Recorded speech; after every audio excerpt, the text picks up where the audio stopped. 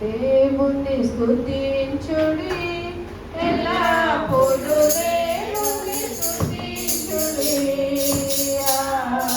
దేవుని స్తుతించుడి ఎల్లప్పుడూ దేవుని స్తుతించుడి ఆయన పరిశుద్ధాలయమందు ఆయన పరిశుద్ధాలయమందు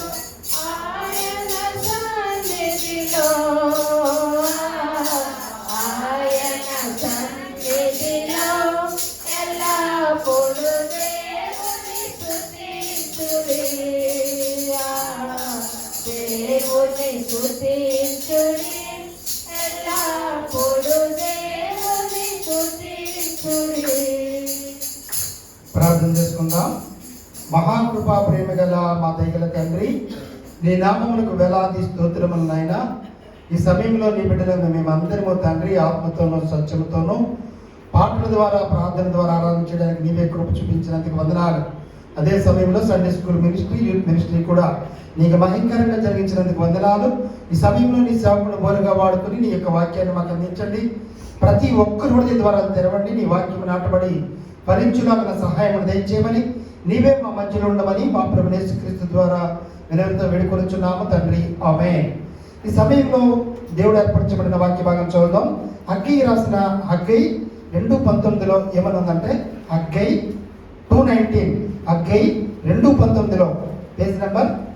అక్కడ ఏముందంటే, కొట్లలో ధాన్యం ఉన్నదా, ద్రాక్ష చెట్లైనను అంజూరపు చెట్లైనను దానిమ్మ చెట్లైనను ఒలివ చెట్లైనను ఫలించకపోయేను కదా, అయితే ఇది మొదలుకొని నేను మిమ్మల్ని ఆశీర్వదించదును అనే ఒక సెంటెన్స్ లాస్ట్ లైన్ మనం ధ్యానం చేస్తున్నాం. ఆరాధనా వాక్యాన్ని ఏమని ధ్యానం చేస్తామంటే, దాంట్లో నుంచి మిమ్మల్ని ఆశీర్వదించేదను అంటే దేవుడు ఆశీర్వదించే దేవుడిగా మనం ఆరాధన చేస్తాం. మొట్టమొదటి విషయం ఏంటంటే, దేవుడు ఆశీర్వదించే విధంగా శాపగ్రస్తమైన జీవితం నుంచి ఆశీర్వాదకరంగా రక్షణ భాగ్యాన్ని దయచేసి ఆశీర్వదించాడు. నెంబర్ 1. నెంబర్ 2, నీతిమంతులను ఆశీర్వదించేవాడిగా ఉన్నాడు.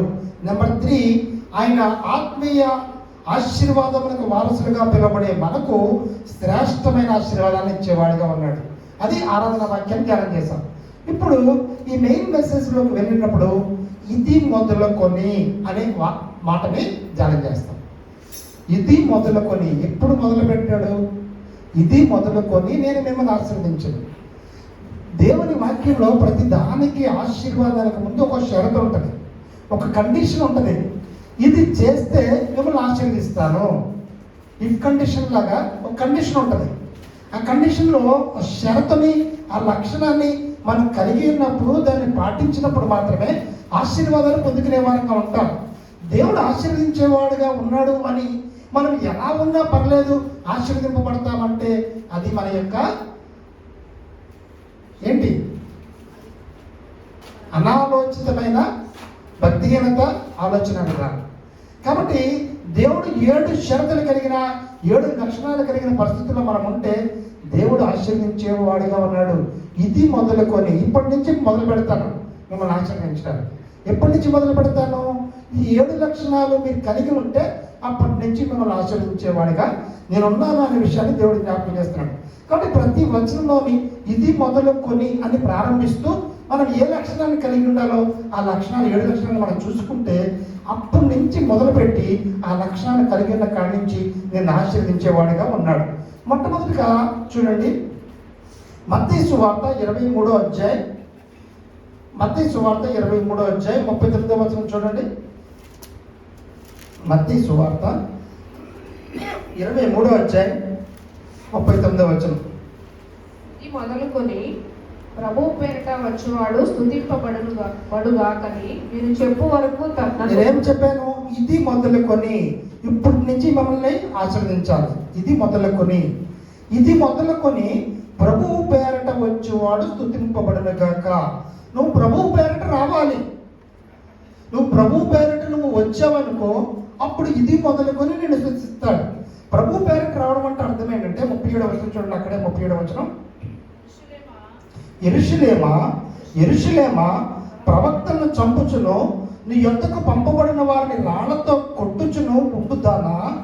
కోడి తన పిల్లలను రెక్కల క్రిందకి ఎలాగూ చేర్చుకునో అలాగే నేను నీ పిల్లలను ఎన్నో మార్లు చేర్చుకోవాలని ఇంటిని కానీ మీరు వెళ్ళకపోతుంది. మీ పరిస్థితి ఎలాగుంది? ఆయన పంపుతున్న ప్రవక్తల్ని చంపుతున్నారు, రాళ్లతో కొడుతున్నారు. మీ పరిస్థితులు ఎలాగున్నాయి చూడండి. యెరూషలేమా ప్రవక్తలు చంపుచున్నారు, నీ యొద్దకు పంపబడిన వాళ్ళు రాళ్లతో కొట్టుచున్నారు, అనేకమైన హింసలకు అవమానాలకి గురి చేస్తున్నప్పటికీ, అటువంటి పరిస్థితుల్లో మీరున్నప్పటికీ కోడి తన పిల్లల రెక్కల క్రిందకి ఎలాగూ చేర్చుకునో అలాగే నేను నీ పిల్లల్ని ఎన్నో మార్లు చేర్చుకోవాలంటే కానీ మీరు వెళ్ళకపోతుంది. అంటే దేవుడు ఎన్నోసార్లు రక్షణ సువార్తను అందిస్తున్నాడు. ఆయన సేవకుల ద్వారా, ఆయన పంపిన ప్రవక్తల ద్వారా, ఆయన ఏర్పరచుకున్న బిడ్డల ద్వారా ఆయన దగ్గర చేర్చుకోవాలని, నువ్వు రక్షణ పొందాలని, మారు మనసు పొందాలని, నీ రక్షణ సువార్తను అందించడానికి పంపిన బిడ్డలందరినీ నువ్వేం చేస్తున్నావు? అవమానిస్తున్నావు, రాళ్లతో కొడుతున్నావు, తృణీకరిస్తున్నావు, మరి వారిని అన్ని రకాలుగా చంపుతున్నారు. అలాంటి పరిస్థితుల్లో ఉన్న వారిని ఆయన ఏం చేస్తున్నాడంటే కోడి తన పిల్లలను చేర్చుకునేలాగా వారిని చేర్చుకుని ఆయన బిడ్డలుగా మారు మనసు రక్షణ ఇవ్వడానికి అనేక సార్లు పిలుస్తున్నాడు ఆయన. అందుకనే రక్షణ సువార్త విస్తారంగా అందించబడుతుంది. కానీ అనేక మంది దాన్ని అంగీకరించలేకపోతున్నారు, గ్రహించలేకపోతున్నారు, దాన్ని రక్షణ అనుభవపూర్వకంగా పొందుకోలేకపోతున్నారు. ఏ ఊర్లో ఉన్న సేవకులు కొదువుగా ఉన్నారా? మందిరాలు కొదువుగా ఉన్నాయా? చూడండి, ఏ ఊర్లో ఉన్న మందిరాలు అనేకమైన ఉన్నాయి. సేవకులు అనేక మంది ఉన్నారు, బ్రదర్స్ సిస్టర్స్ అనేక రకాలుగా వాడబడుతున్నారు. ఏ సోషల్ మీడియా చూసినా దేవుని వాక్యం వెల్లడపరచబడతా ఉంది. అనేక రకాలుగా కోడి తన పిల్లలను పిలుస్తున్నట్టు ఆయన అనేక మార్లు పిలుస్తున్నాడు. ఒకసారి కాదు, 2 సార్లు కాదు. మారు మనసు పొందండి, రక్షణ పొందండి, లేకపోతే దేవుని ఉగ్రత దినమందు మీరు తీర్పులో నిలబడినప్పుడు మీరు నిత్య జీవాన్ని పొందుకోలేరు. మీరు ఎక్కడికి వెళ్ళిపోతారండి? మరి మందిరానికి రమ్మని ఎన్నిసార్లు పిలుస్తున్నానమ్మా. రాత్రి మెసేజ్ పెట్టాను, ఉదయం మందిరం స్టార్ట్ అవుతున్న నా ఫోన్లు చేస్తూనే ఉంటాను అందరికి.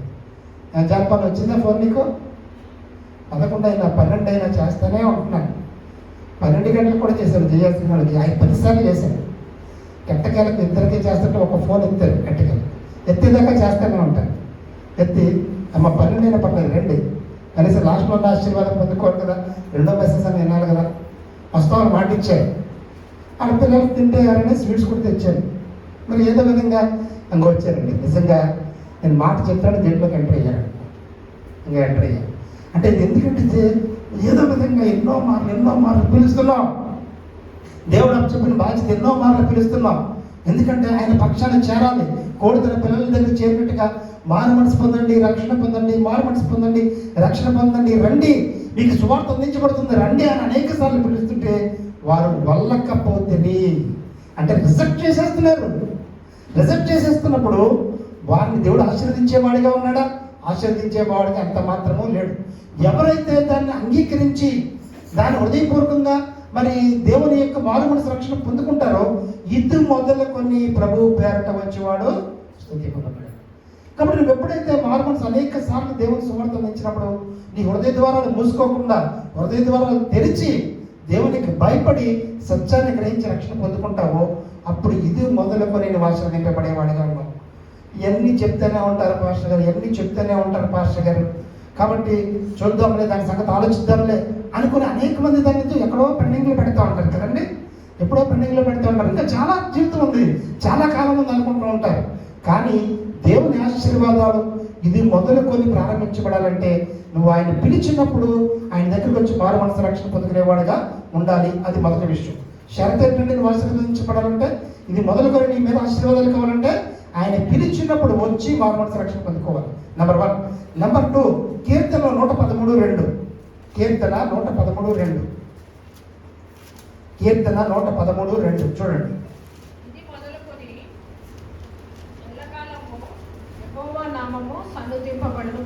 ఇది మొదలుకొని ఎల్లకాలము యెహోవా నామము సన్నుతింపబడును గాక. అంటే ఇది మొదలుకొని ఇప్పటి నుంచి నువ్వేం చేయాలి? దేవుడి దగ్గర పిలిచాడు, వచ్చావు, మారు మనసు పొందావు. ఆయన ఇది మొదలుకొని నేను ఆశీర్వదించడం మొదలుపెట్టాడు. వచ్చిన తర్వాత ఇది మొదలుకొని నువ్వేం చేయాలి? వచ్చిన తర్వాత ఆయన బిడ్డగా మార్చిన తర్వాత ఎల్లకాలము యెహోవా నామము సన్నతించేవారుగా ఉండాలి. అందుకనే మందిరానికి త్వరితగతిన వస్తే దేవుని సన్నతించే అవకాశం మనకు దొరుకుతూ ఉంటుంది. దేవుని స్తుతించడానికి ప్రారంభంలోనే కదా స్తుతిస్తూ ఉంటారు. చాలామంది పాటలు పెద్ద లెక్కలేదులే, పాటలు పాడుతూ ఉంటారు, కొంచెం వెళ్ళిన అటు ఇటు అయినా పర్వాలేదులే మనం మెసేజ్కి వెళ్దాం అనుకుంటూ ఉంటారు. అన్ని పెద్ద చర్చెస్లో కూడా పాటలు జరుగుతూ ఉంటాయి అనుకుంటూ ఉంటారు. కానీ నువ్వు ఎల్లకాలము దేవుని నామాన్ని సన్నతించేవాడుగా స్తుతించేవాడుగా ఉండాలి. అందుకనే కీర్తనల గ్రంథం 34:1 చూడండి. కీర్తనలు 34:1, కీర్తన 34:1. నేను ఎల్లప్పుడూ యెహోవాను సన్నుతించెదను, నిత్యము ఆయన కీర్తి నా నోట నుండును. నేను ఎల్లప్పుడూ యెహోవాను సన్నుతించెదను, నిత్యము ఆయన కీర్తి నా నోట. మనం ఎల్లప్పుడూ ఏం చేయాలి? యెహోవాను సన్నుతించేవారమ్మా, నిత్యము ఆయన కీర్తి మన నోట ఉండేవారుగా ఉండాలి. అప్పుడు మాత్రమే ఇది మొదలుకొని నిన్ను ఆయన ఆశీర్వదించేవాడిగా ఉన్నాడు. నువ్వు ఏ పాటలకు నీ హృదయం ఆనందిస్తుంది? దేవుని పాటల్లో నువ్వు ఆనందించగలుగుతున్నావా? లేకపోతే లోకంలో ఏ సౌండ్స్కి, ఏ మ్యూజిక్స్కి నీ హృదయం స్పందిస్తుంది? దేవుణ్ణి సన్నిధించేటప్పుడు, దేవుణ్ణి ఎల్లకాలం స్తుతించేటప్పుడు నీ హృదయ స్పందన అనేది ఆనందించేదిగా ఉండాలి. ఎల్లప్పుడూ దాన్ని సన్నిధించేవాడిగా ఉండాలి. దీనికి సంబంధించిన ఒక పాట పల్లవి చంద్ర పాడండి మాస్టర్ గారు. నేనెల్లప్పుడూ యెహోవాను సన్నుతించెదను, నిత్యము ఆయన కీర్తి నా నోట నుండును. అంతా నా మేలుకే ఆరాధన యేసుకే, అంతా నా మంచికే, తన చిత్తమునకు తల వంచితే ఆరాధన ఆపను, స్తుతించుట మానను. ఆరాధన ఆపను, స్తుతించుట మానను. కాబట్టి ఇది మొదలుకొని నీవు ఆశీర్వదింపబడాలంటే నువ్వు ఎల్లప్పుడూ దేవుని స్తుతించేవాడుగా సన్నిధించేవాడుగా ఉండాలి. నువ్వు ఏ పనులు చేసుకుంటున్నా దేవుని హృదయాంతరంగంలో స్తుతిస్తూ నువ్వు చక్కగా నీకు ఇచ్చిన గొంతు, దేవుడిచ్చిన గొంతే కదండి, చక్కగా నువ్వు దేవుడిని స్తుతిస్తూ నీ పాటల ద్వారా నువ్వు వింటున్నా, నీకు ఏ ప్రాంతంలో ఉన్నావో అనేక మందికి నిన్ను సువార్త ప్రకటించే వారిగా ఉండాలి. నిజంగా ఇదివరకు అయితే కొన్ని చోట ఈ కుష్టు వ్యాధి కలిగిన వారు ఇంటికి బెగ్గింగ్కి వచ్చినప్పుడు వాళ్ళు దేవుని పాటలు పాడేవారు. నడిపించిన అన్నవా అనే పాట పాడేవారు. అందుకనే ఆ పాటను ఎక్కువగా ఇదివరకు పాతకాలంలో సినిమాల్లో పెట్టి ఏదో జోక్గా పెట్టేవారు కదండి. నడిపించునావా నడి సాంద్రమున దేవా నవ జీవనం నా జన్మ ధరింప నడిపించునావా. నిజంగా ఇది వారు పాడుకుంటున్నప్పుడు హృదయంలో ఎంత సంతోషిస్తూ ఉంటారండి. వారు ప్రతి ఇంటికి వచ్చి పాట పాడుతూ ఉండడం వల్లే కదా ఆ పాట తీసుకెళ్ళి అక్కడ పెట్టారు. ఎంతమందికి ఆ పాట వెళ్ళింది కదా, అందరికీ ఆ పాట తెలియడానికి కారణం ఏంటంటే అనేక మంది వారు విసర్జింపబడిన వారు, వారు చూస్తే భయపడిపోయేవారు, దూరంగా పారిపోయేవారు కూడా వారి పాటను నేర్చేసుకున్నారండి. అంటే తెలియకుండా వాడిని ఏదో జోక్ చేయాలనుకున్నారు, తెలియకుండా వీళ్ళు ఆ పాటని నేర్చుకున్నారు. ఆ పాటలో ఆనందం అంటే నడిపించు నా దేవా చూసి ఎంత నడిసంద్రమున అంటే అనేకమైన పరిస్థితుల్లో ఆయన నడిపించేవాడిగా ఉన్నాడు. నిజంగా మనం ఏం చేయాలంటే నువ్వు ఏ ప్రాంతంలో ఉంటే ఆ ప్రాంతంలో నువ్వు దేవుని స్తుతిస్తావునంటే నీకు తెలియకుండానే చాలామంది పాటలు వింటూ ఉంటారు. ఎవరు అమ్మ పాటలు ఆపేయండి, సౌండ్ డిస్టర్బెన్స్ అని ఎవరు అనడానికి హక్కు ఉంది? ఎవరికి హక్కు లేదు కదా. నీ ఇంట్లో నీ ప్రాంతంలో నువ్వు పాడుకుంటూ ఉంటావు, నెమ్మదిగా చక్కగా పాడుకుంటూ ఉంటావు, నువ్వు ఎల్లప్పుడూ దేవుని స్తుతిస్తూ ఉంటావు. నువ్వు నీ పాటల ద్వారా దేవుని సువార్తని అనేక మందికి అందిస్తూ ఉంటావు. కాబట్టి ఇది మొదలుకొని నువ్వు ఆశీర్వదింపబడాలంటే దేవుని స్తుతించేవాడిగా ఉండాలి. చిన్నప్పుడు మేరీ అనే ఒక అమ్మాయిని మేము రాజమండ్రి నుంచి నేను వచ్చినప్పుడు తీసుకొచ్చామండి మా అబ్బాయిని చూడడానికి. అంటే చాలా 1-9 months అని చూడడానికి. ఆయన సింగర్. నేను ఆశ్చర్యం ఏంటంటే మేరీ అనే పేరు అందరూ సింగర్స్. మన ఫస్ట్ చర్చ్ మెంబరు మేరీని శంకర్ ఉంటారు కదా, ఆయనే మంచి బాగా పాటలు పాడుతుంది. మన మేరీ చర్చ్ గారు పాడతారు. ఎంత బాగా పాడేదంటే మెట్ల మీద కూర్చుని, ఆ పదవిలో మెట్ల మీద కూర్చుని ఆమె ఆడిస్తా, చిన్నడు కదా 1-9 months ఆడిస్తా పాటలు పాడుతాము ఉండేది. అందరూ డ్యూటీలకు వెళ్ళిపోతారు కదా, ఎంత మధురమైన సంగీతంతో దేవుని పాటలు పాడుకుంటూ ఉంటుంది. ఆ పాటలు ఆ క్వార్టర్స్ అంతా ఎంట ఇది ఆ పాటలను చూసి చాలా ఆనందిస్తూ మళ్ళీ అమ్మాయి ఏది అమ్మాయి ఏది అమ్మాయి ఏది అని అమ్మాయిని అడుగుతూ ఉండేవారు. మళ్ళీ తర్వాత మా చేతుల మీద కానీ పెళ్లి చూపులు ఇక్కడే చేసాం, సెటిల్ చేసాం, ఇక్కడే పెళ్లి చేసి మళ్ళీ పెళ్లికి పంపించాం. చూసారండి, అమ్మాయి పాట గురించి అందరూ అడిగేవారు. బ్రదర్ దేవుని పాటే కానీ ఆ మధురమైన గానంతో దేవుని పాటలు పాడుతూ ఉండేవి. కాబట్టి మనం ఏ ప్రదేశంలో ఉన్నా నువ్వు ఎప్పుడు దేవుని పాటలు నీ డ్యూటీలో, పని పాటల్లో, నీ ఇంటిలో, నీ పనుల్లో దేవుని స్తుతిస్తూ ఉన్నట్టే ఆ పాటలు నీకు తెలియకుండానే ఎవరంటున్నారో తెలియదు కాబట్టి దేవుని సువార్త అందుతుంది. అప్పుడు ఇది మొదలుకొని నువ్వు ఆశ్రయించబడేవాడిగా ఉంటావు. అది రెండో విషయం. మూడో విషయం ఏంటంటే కీర్తన 115:18. కీర్తన 115:18 చూడండి. కీర్తన 115:18.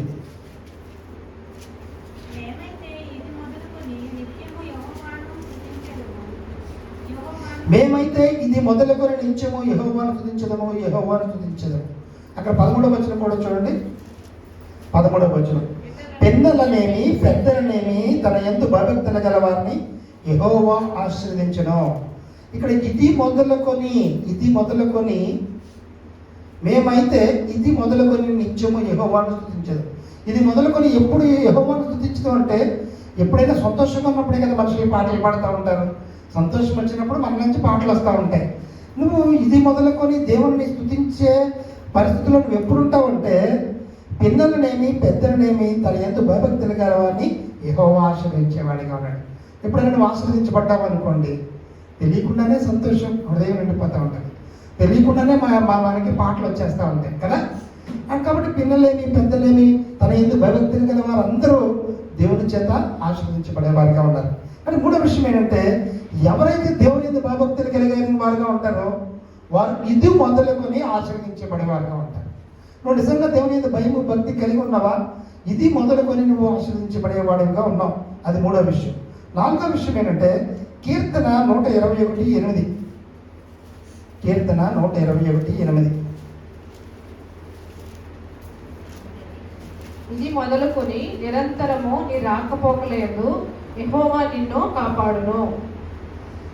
ఇది మొదలుకొని నిరంతరము నీ రాకపోకలయందు యెహోవా నిన్ను కాపాడు. అందరూ వెహికల్స్ మీద, కార్ల మీద ఏమైనా వాక్యం రాసుకుంటూ ఉంటారు. నీ రాకపోకలయందు యెహోవా నిన్ను కాపాడును. కొంతమంది మనగానే ఇష్టకరం చేయించుకుంటూ ఉంటారు. 90% కదండి. కొంచెం వాక్యాలు మార్చాలంటే మారుస్తున్నాం నచ్చిన కదా. నీ రాకపోకలయందు యెహోవా నిన్ను కాపాడు. కాబట్టి ఇది మొదలుకొని నిరంతరము నీ రాకపోకలయందు యెహోవా నిన్ను కాపాడేవాడిగా ఉండాలి. అంటే నువ్వు ఎలా ఉండాలి? 123:1 చూడండి. 123:1. ఆకాశమందు ఆసీనుడైన వాడా నీ తట్టు నా కనులెత్తుచున్నాను. నీ కన్నులు ఎవరి వైపు ఎత్తి చూపించాయా చూడాలి? దేవుని వైపే చూడగలగాలి. దేవుని వైపు చూడగలిగితేనే నీ దృష్టి అంతా ప్రభు మీద ఉంటేనే నువ్వు నీ రాకపోకలు ఇది మొదలుకొని ఆయన కాపాడేవాడిగా ఉంటాడు. ఇది మొదలుకొని నేను ప్రతి విషయంలో కాపాడుతున్నాడంటే నీ దృష్టి అంతా ప్రభువు మీదే, నీ కన్నులు ప్రభువు వైపు చూసే విధంగానే ఉండాలి.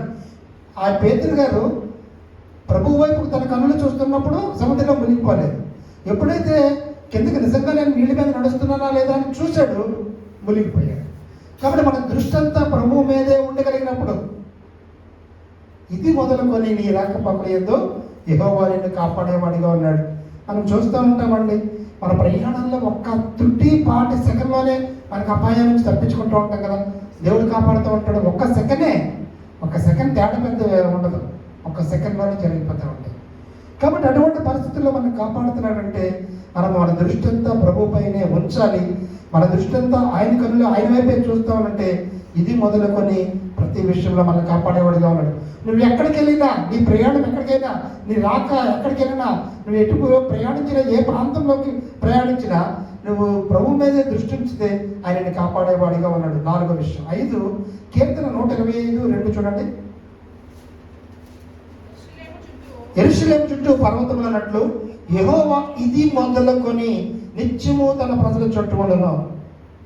ఇది మొదలుకొని ప్రభువు తన ప్రజల చుట్టూ ఉండను అంటే నీ చుట్టూ నేను నిరంతరము నువ్వు తోడుగా నీడుగా నేను కాపాడేవాడిగా ఉంటాడు. ఎప్పుడు ఇది మొదలుకొని 1వ వచనం చూడండి. యెహోవా యందు నమ్మిక ఉంచేవారు కదలక నిత్యము నిలుచు సియోను కొండ వలె మందిరం. ఎవరైతే యెహోవా యందు నమ్మిక ఉంచుతారో వారి చుట్టూ ఆయన ఏం చేస్తాడంటే ఇద్దరు మొదలుకొని ఆయన నమ్మికించిన ప్రజల చుట్టూ ఆయన కాపుదల కాచేవాడిగా ఉన్నాడు. అందుకనే మనం ధైర్యంగా ఉండాలి. ఎందుకంటే నువ్వు ఆయన మీద నమ్మకం ఉంచావు కాబట్టి ఆయన నువ్వు ఎక్కడికి వెళ్తున్నా సరే ఆయన ప్రజల చుట్టూ ఆ ఇది మొదలుకొని ఆయన కాపాడేవాడిగా ఉన్నాడు. చూడండి, ఇది మొదలుకొని నిత్యము ఆయన ప్రజల చుట్టూ ఉన్నాడు. ఆయన సర్వాంతర్యామి, ఆమ్ని ప్రెజెన్స్. అంటే నువ్వు ఎక్కడ ఉంటే అక్కడికి వెళ్తాడు ఆయన. అక్కడ మనుషులు నీకు అందుబాటులో ఉండలేకపోవచ్చు, కానీ నీ తల్లి విడిచినా తండ్రి విడిచినా నేను విడుగుని ఎడబాయిన అన్నట్టుగా ఆయన అన్ని ప్రదేశాలలో సముద్ర గర్భంలో యోనాకి ప్రార్థన ఆలకించాడు కదండి. ఆకాశం నుంచి మనం ప్రార్థన చేసినా ఆలకిస్తున్నాడు, ఎక్కడి నుంచి ప్రార్థన చేసినా ఆలకించేవాడిగా ఉన్నాడు. నిత్యముని ఆయన బిడ్డల చుట్టూ ఆయన కాపాడేవాడిగా ఆయన చుట్టూనే ఆయన ఉండేటట్టున్నాడు. కాబట్టి మనం ఏం చేయాలంటే ఆయన ఎందే నమ్మకించాలి. ఆయన ఎందు నమ్మకొచ్చే మనం దేనికి భయపడే వారంగా ఉండం కదండి. ఒక్కడే వెళ్తున్నాం లేకపోతే ఎలాగా చీకటిగా భయపడ్డాం, ఇంకో చోట భయపడ్డాం, ఇంకో ప్రాంతానికి మనం ఒక్కడే వెళ్ళాలి అని భయపడాం. ఎందుకంటే నువ్వు ఆయన ఎందు నమ్మకించో ఆయన నీ చుట్టూ ఉన్నాడు ఆయన. కాబట్టి అటువంటి ఆత్మీయ పరిస్థితుల్లో ఉండాలి అనే విషయం దేవుడు జ్ఞాపకం చేశాడు. 5వ విషయంగా. 6వ విషయం ఏంటంటే కీర్తన 131:3. కీర్తన 131:3. ఇశ్రాయేలు ఇది మొదలుకొని నిత్యము యెహోవా మీదనే ఆశ పెట్టుకొనుము. ఇది మొదలుకొని నువ్వేం చేయాలంట? 7 షరతులు 7 లక్షణాలు కలిగి ఉండాలని చెప్పాను కదా. ఇది మొదలుకొని నిత్యము యెహోవా మీద ఆశ పెట్టుకోవాలి. నువ్వు దేని మీద ఆశ పెట్టుకున్నావు? మనం ఆశ పెట్టుకున్న దాని వెనకాలే పరిగెడతా ఉంటాం కదా. దుప్పి నీటి వాగుల కొరకు ఆశపడినట్లు చెప్పండి, నా ప్రాణము నీ కొరకు ఆశపడుచున్నది. దుప్పి నీటి వాగుల కొరకు ఎన్నెన్నో 100 కిలోమీటర్లు ప్రయాణం చేస్తూ ఉంటుంది. ఎండాకాలంలో వాటికి వాటర్ తెలియకపోతే ఆ వాటర్ ఎక్కడ దొరుకుతుందా అనేసి నీటి వాగుల కొరకు ప్రయాణం చేసినట్టుగా మనం దేవుని కొరకు ఆశ కలిగిన వారంగా ఉండాలి. కాబట్టి నువ్వు దేవుని కొరకు ఆశ కలిగి ఉంటే ఇది మొదలుకొని నేను ఆశీర్వదించేవాడిగా ఉన్నాడు. ఎప్పుడైనా మనకు మనసులో ఆశ పుడితేనే కదా ప్రయత్నం చేస్తూ ఉంటాం. నువ్వు ప్రయత్నం ఎప్పుడు చేస్తావండి? అసలు నీకు ఇంట్రెస్టే లేదు, ఆశ లేకపోతే నువ్వు ప్రయత్నం ఎందుకు చేస్తావు? ప్రయత్నం చేస్తా ఉంటే 100 ప్రయత్నాలు చేస్తా ఉంటే దేవుడు ప్రతి ప్రయత్నంలోనూ నీకు కొన్ని పాఠాలు నేర్పిస్తూ ఉంటాడు. కొన్ని ప్రయత్నాల్లో నువ్వు చేయలేనప్పుడు ఆయన సహాయం చేస్తూ ఉంటాడు. చివరి ప్రయత్నాల్లో నీకు అనుభవం వచ్చిన తర్వాత ఏం చేస్తాడండి? ఆయనకు సక్సెస్ని, విజయాన్ని దయచేస్తూ ఉంటాడు. అవునా కదా? మరి నిన్న నాకు చక్కని విషయం ఏంటంటే మీకు ఫస్ట్ వీడియో పెట్టాను. మన వంటలు చేసే తిరుపతికి వంట తప్పితే ఈ పెయింటింగ్స్ రావు. నాకు రావ పాస్టర్ గారు మీ మాట కాదని లేకపోతున్నాను అన్నాడు. వంట కూడా ఫస్ట్లో కొంచెం సరిగ్గా అంత బాగా చేసేవాడు కాదు. పాస్టర్ గారు గైడెన్స్ ఇచ్చి అలా గైడెన్స్ ఇచ్చి నేర్చుకున్నాడు. నేను ఒకటే మాట అన్నాను, ఏదైనా నేర్చుకుంటే వస్తుంది కదా. ఇప్పుడు నాకు ఇదే వచ్చు అని ప్రయత్నం చేసే కంటే చదువైనా ఇంకోటైనా నేర్చుకున్నాడని ప్రయత్నం చేయి. ఒకసారి వచ్చిందనుకో అదే మళ్ళీ సక్సెస్ అనేది మళ్ళీ చేస్తూ ఉంటాం. ఒకసారి బిర్యానీ ఫస్ట్లో సరి చేయకపోతుంటే పాస్టర్గా చెప్పి నేను ఇది ఒకటే మాట అన్నాను, నువ్వు ప్రయత్నం చేయి, వాళ్ళే బాగా చేస్తున్నారు వీళ్ళు బాగా. అప్పటి నుంచి మైండ్ కాన్సన్ట్రేషన్ చేయడం మొదలుపెట్టాడు. ఈ రోజున ఆయన దొరక్క మనం కూడా కష్టమైపోతుంది, ఆయన అపాయింట్మెంట్ దొరక్క కష్టమైపోతుంది. అలాగా వచ్చిరాగానే నాకు పెయింట్లు రావు పాస్ గారు, నాకు పని కాదు కదా అదే అన్నాడు. బాబు నీ చేత పెయింట్లు ప్రతిరోజు గంట ఎందుకు చేస్తున్నానంటే నేర్చుకో, సరదాగా నువ్వు ఎలాగ వేసినా నేను ఏమన్నాను. కానీ నువ్వు నెమ్మదిగా ఆర్చగలిగి వేస్తావునంటే దేవుని ప్రజెన్స్లో 25 డేస్ నుంచి ట్యూషన్కి వచ్చినట్టు వచ్చేస్తున్నారు. తండ్రి కొడుకు ఇద్దరు వచ్చేస్తున్నారు. అది స్నాక్స్ వేసుకుని వచ్చేస్తున్నారు. అడిగితే ఫుల్గా ఆయన ఆడతాడు తండ్రి. ఇప్పుడు ఎందుకు చెప్తున్నానంటే ఫస్ట్ డే యాక్టివిటీ చేశాడు, 2వ రోజు యాక్టివిటీ, 25వ రోజుకి ప్రతి పెయింట్ ఎక్స్పర్ట్ అయిపోయాడు ఆయన. ఒక మంచి ఎక్సలెంట్ పెయింటర్ అయిపోయాడు అతను. అంటే ఆ విద్య అనేది అతనికి వచ్చేసింది. చూసారండి, ఏదైనా సరే చేసినప్పుడే కదా వస్తుంది. పెళ్ళికి ముందు వంటలు రావంటారు చాలామంది. సరిగ్గా పెళ్ళైన తర్వాత వంటలు నేర్చుకోవట్లేదా? చాలా ఎక్స్పర్ట్గా చేయట్లేదా? పెళ్ళికి ముందు సరిగ్గా ఏ పనులు చేయలేవు అని ఎప్పుడో 10 గంటలకు 11 గంటలు వేసినా అమ్మ చేస్తుంది అనుకుంటారు. తర్వాత ఎన్ని పనులు చేస్తారు, అత్త మామలకి, ఆడపడుచులకి, పిల్లలకి, భర్తకి చేస్తూ కూడా నలిగిపోతున్నా సరే మౌనంగా ఉండాల్సిన పరిస్థితి కదా. మరి ఎన్ని నేర్చుకోవట్లేదా? కాబట్టి ఇది మొదలుకొని నువ్వు దేవుని మీద ఆశ పెట్టుకొని ప్రయత్నం చేస్తా ఉన్నాడు. దేవుడు ద్వారాలు తెలుస్తూ ఉంటాడు. నీకు ఆశ ఉంటే చాలు, ఏ పని చేయాలో ద్వారాలు తెలుస్తూ ఉంటాడు. నువ్వు ఆలోచిస్తూ ఉండాలి, అయ్యా ప్రభు నేను సువార్తను ఎలా ప్రకటించాలి, దేవుళ్ళు ఎలా వాడబడాలి, ఏ పని చేయాలని నువ్వు ఆలోచన చేసి ఆశ పెట్టుకుంటే దేవుడు ఒక్కొక్కటిగా ద్వారాలు తెరుస్తూ ఉంటాడు. కాబట్టి దేవుని మీద ఆశ పెట్టుకుంటే నువ్వు ఆశీర్వదించబడేవాడివిగా ఉంటావు. అది ఏంటంటే 6వ విషయం. 7వ విషయం ఏంటంటే లోకాసు వార్త 1:49. లోకాసు వార్త 1:49 చూడండి. లోకాసు వార్త 1:49.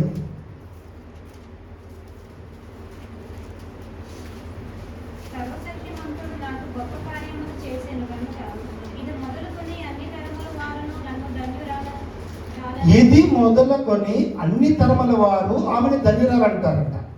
ఎవరు ఆమె? మరియమ్మ గురించి మాట్లాడుతూ, ఇదిగో నీ శుభవచనము నా చెవిని పడగానే నా గర్భములోని శిశువు ఆనందంతో గంతులు వేసును అని మరీ చెప్తుందన్నమాట. ప్రభువు ఆమెకు తెలియచేయించిన మాటలు సిద్ధించునుగా కనుక నమ్మిన ఆమె ధన్యురాలను. అప్పుడు మరి ఇట్లెన్నో, నా ప్రాణము ప్రభువును గనపరుచున్నది. ఆయన తన దాసురాలని దీనస్థితిని కలాగించను. నా ఆత్మ నా రక్షకుడైన దేవుని ఆనందించను.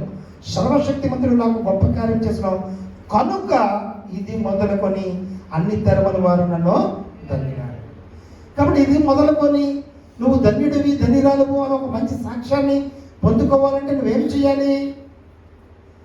దేవునిలో నమ్మకమైన బిడ్డగా, దేవుడు ఏర్పరచబడిన బిడ్డగా, దేవుడు ఎన్నుకునే అర్హత కలిగిన బిడ్డగా ఉండగలగాలి. మరియమ్మను ఎన్నుకున్నాడు ఆయన. కాబట్టి అన్ని తరాల్లోనూ మరి మరియమ్మ గురించి మాట్లాడుకుంటున్నామా లేదా?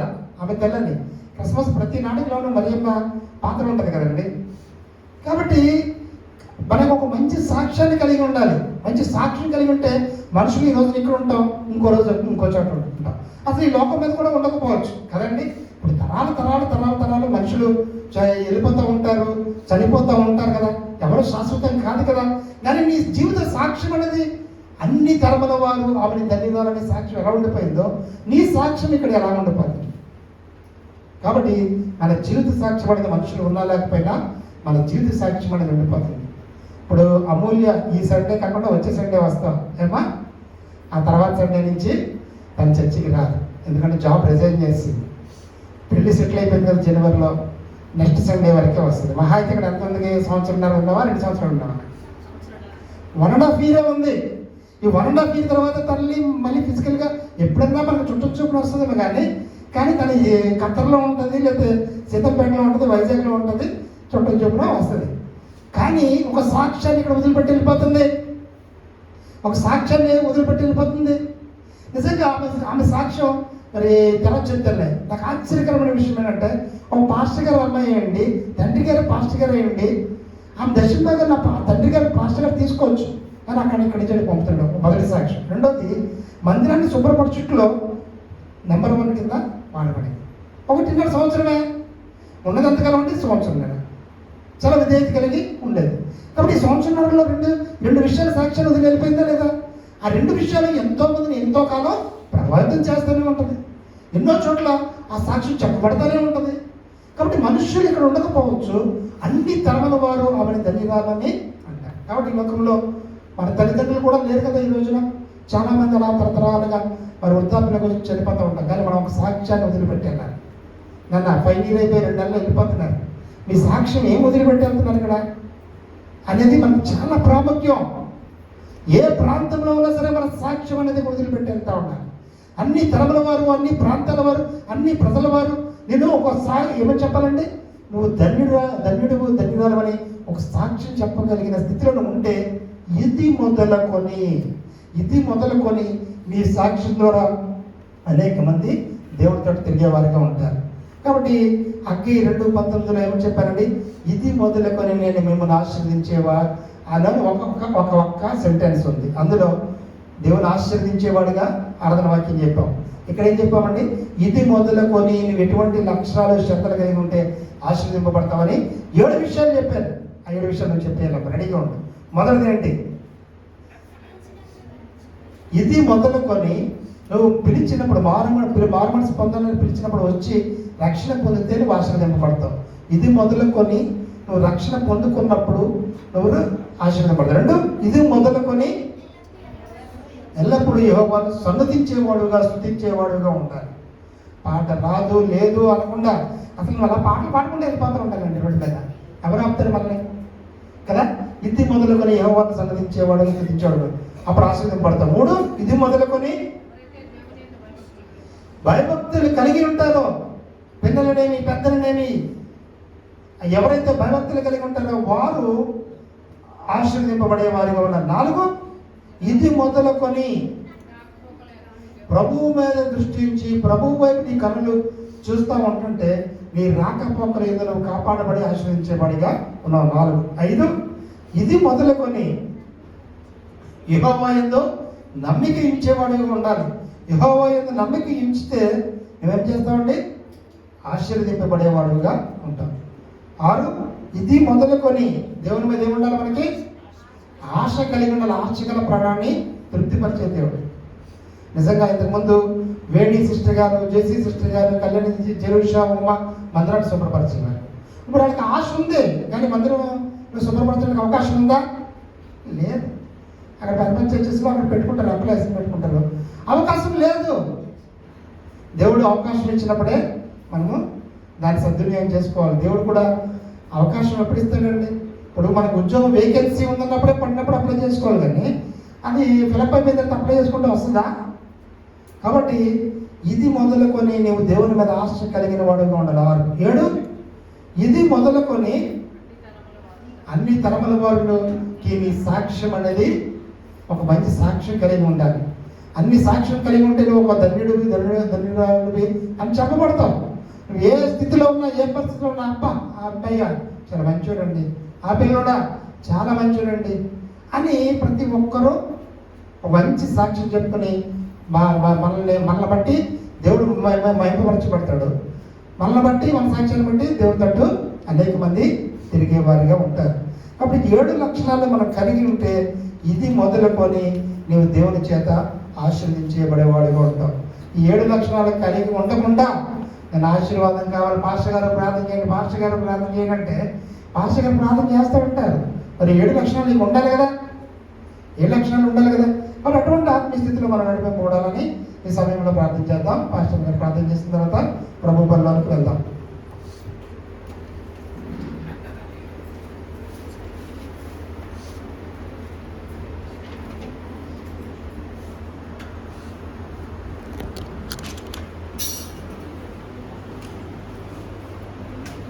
ప్రేమికుల మా పితరులకు తండ్రి, జీవన దేవ, మహిళ రాజా, మహోన్నతుడా, మీకే వందనాలు స్తుతులు స్తోత్రాలు చెల్లించుకుంటూ ఉన్నాను ప్రభావ.